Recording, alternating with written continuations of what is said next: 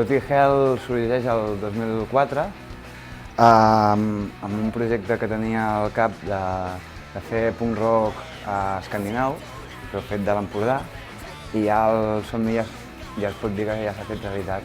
El bo és que tothom ha participat perquè Neurotic li han anat ficant parxes i tal per fer un monstru amb unes prioritats molt bones.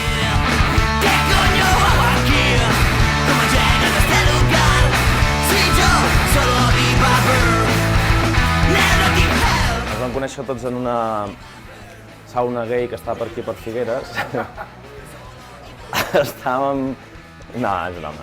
En Xavi el vaig conèixer a través d'un company que em va dir, hòstia, tio, en Xavi, el cantant de Neurotic Hell, s'ha quedat sol i està buscant nous components, vol carn fresca, tal i qual. I ens vam entendre molt bé, ens van caure molt bé i tal.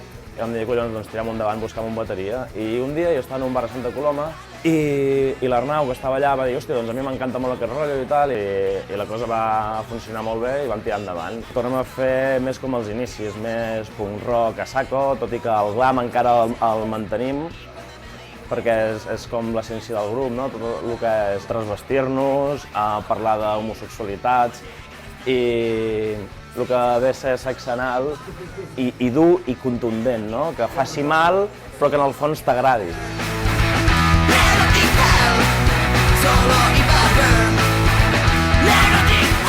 Amb el menor temps possible volem gravar, volem tocar en directe sobretot.